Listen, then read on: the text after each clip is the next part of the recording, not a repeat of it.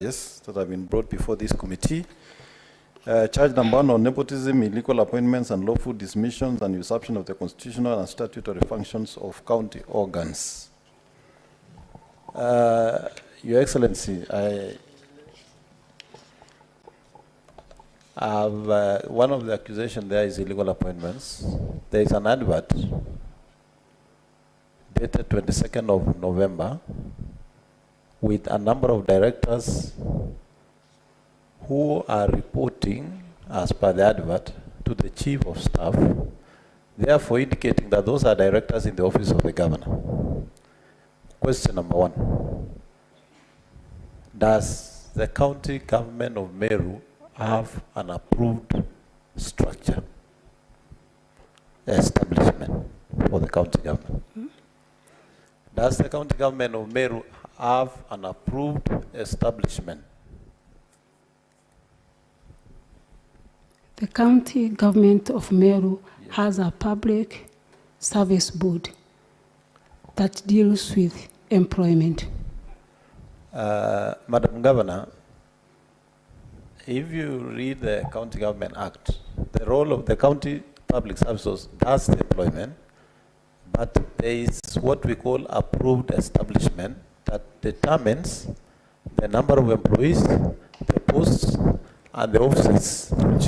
Chair, Governor, your mic has a problem. That's probably the reason. It's too close.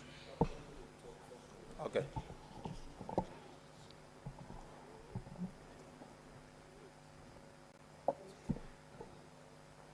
Thank you very much. Madam Governor was asking, does the county government of Meru, the county executive, have an approved establishment? The establishment, in this case, determines the number of employees or staff for the county government of Meru, the departments, the posts that are available. I'm only aware of the county public service board. My second question.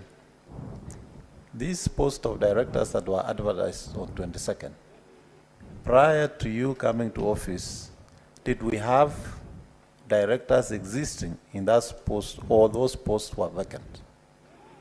We still have the previous directors working with the county government of Meru. By the time the County Public Service Board advertised those posts, were the posts vacant or the directors were still in office? And if they were still in office, what was to happen to their terms of service? I'm not aware of any advertisement that has someone still working in the office.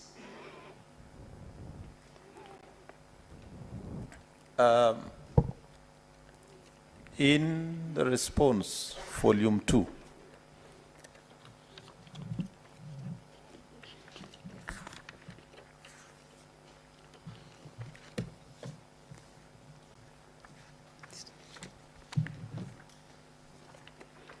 maybe Secretariat, you can help me quickly address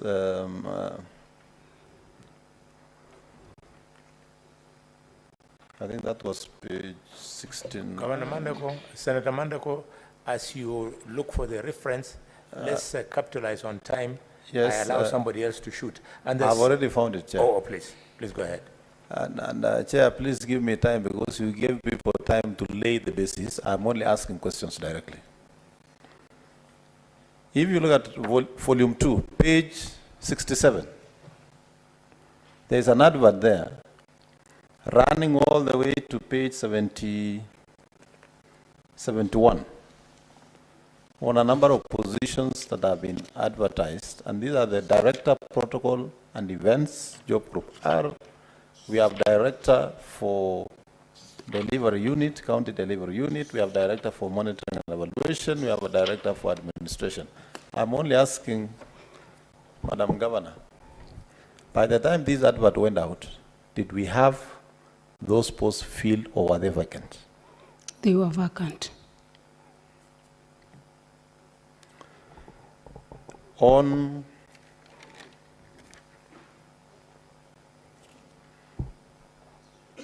the issue of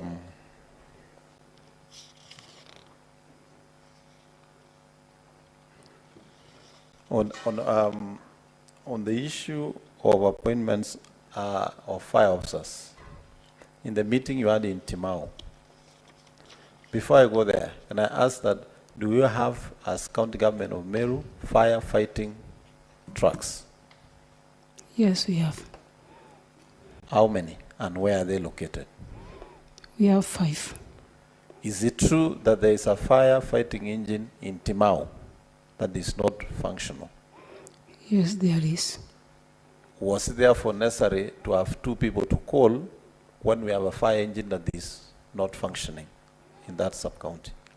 We locate the machines where there is need. It is not necessarily that the fire engine is met for Timau. When need arises, we always send one to the area that is affected. And what I'm asking, Madam Governor, is you have identified 2 people who will be alerting the county government amongst other functions if there are fires. But the fire engine in Timau, which be the nearest in terms of response, is not functional. Are there any attempts by your county government to make sure it is repaired and functional so that the 2 people that you have recruited under our Kolea program can then be able to function? By then, the fire engine at Timau was functioning.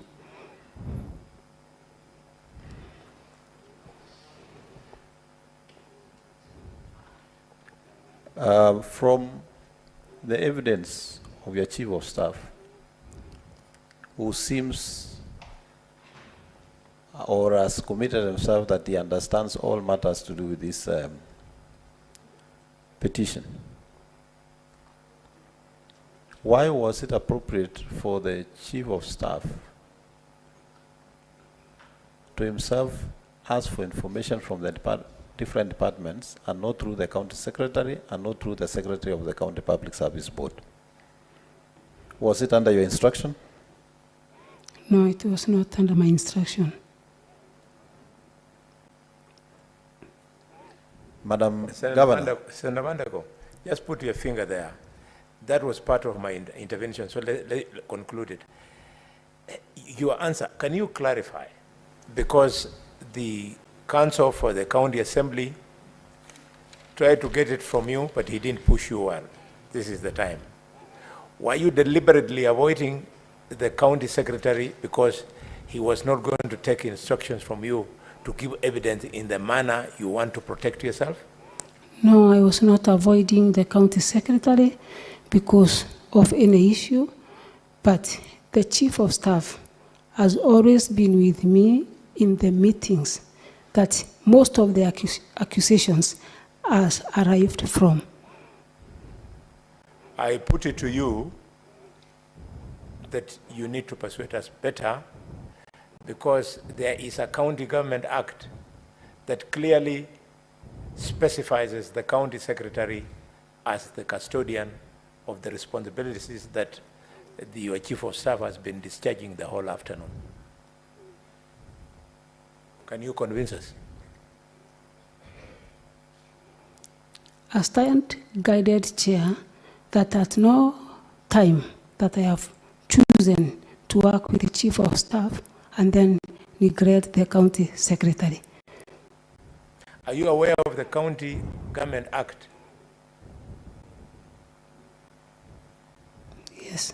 And if you are, why did you bypass the responsible officer, who is the county secretary? Instead, you bring here the chief of staff. I thought this is a matter that is personal and not a county government case. Being my case, then I chose someone who understands the issues better. But if it was a county government case, the best person would have been county secretary. Mandago, go on. Thank you very much, Chair. Now, Madam Governor, in your own affidavit, on the reappointment of the cabinet, of the county secretary, your statement reads, the allegation of illegal reappointment is denied and that the governor averts that the current county secretary was appointed in the previous regime and went through vetting by the county assembly. in which the mover of the impeachment motion participated in approval, his contract was extended by the previous governor without approval of the county assembly. Please underline, without approval of the county assembly. And the governor had to extend the contract again, owing to the crucial role the exiting county secretary plays in forming the new government. Just as I stopped there, when we asked your chief of staff, who has committed that he knows everything that goes around in there, your chief of staff said that the extended contract by the previous governor had not expired. Why was it necessary to reappoint? Two, you are already aware, Madam Governor, that the previous governor did not submit this county secretary for vetting by the county assembly as required. Did you have to continue with the same mistake that the previous governor had committed? Honorable Senator, when I assumed office, I met Rufus Meriti, who is the county secretary for Meru, and he was mandated to be the chair of transition for a certain period. I chose to, at least for a few months, to continue working with him. I sought advice from my legal team and also the board, who affirmed that the contract had not lapsed. So I had no otherwise rather than to make a statement of intent that I will be willing to work with him even after this, if at all the Public Service Board agrees with my statement of intent. Senator Mandago, I'll come back to you another round. Let me now open up to another senator. Esther, I saw your Just, Governor, because again. I didn't spend my time laying the ground, allow me to ask one question, just one, so that you come back the next round. Senator, because you're my neighbor, I know those might be your winding remarks, and I want you in this meeting up to the end. So just Quickly, Madam Governor, on charge number 2, incitement, bullying, vilification, and misleading campaigns against elected leaders. Did you, at any given time, call the MCAs by the word in Kimeru, Mberwa, which I am made to understand is fox? I have not. In dealing with matters at the ward, Madam Governor, are you aware that part of the responsibilities of the MCAs, and I want to draw your attention to the County Government Act, Section 9 on the role of members of County Assembly, 1A, that says, a member of County Assembly shall maintain a close contact with the electorate and consult them on issues before or under discussion in the County Assembly. Madam Governor, don't you think it was within the mandate of the County Assembly members to engage the residents of their various wards on the matters of this impeachment? I don't deny it was their mandate, but the process and the way the MCs conducted was wrong. Madam Governor, when the MCAs didn't approve your nominees for CCs, did you go ahead to reorganize your government so that the rest of the departments were collapsed under only 3 CCs? Yes, Honorable Senator, after they approved only 3 CCs, with the advice, we reorganized as we sought to take some more names for approval later. Are you aware that if you have to reorganize government, you must have a CC approval? And in this case, we are serving CCs who are to serve to the end of the term. Therefore, you needed to comply with that provision before reorganizing your government? And do you think in that reorganization, it was going to be effective for service delivery for the people of Meru County? The reorganization we made, Honorable Senator, was not a permanent solution. It was a short-term mitigation as we take other names for consideration. Yes, but what I'm asking, are you aware even that short-term reorganization needed the approval of the County Executive Committee meeting? By then, we had no county executive committee. Madam Governor, are you aware that the County Government Act provides that serving CCs serve in office up to until the new CCs are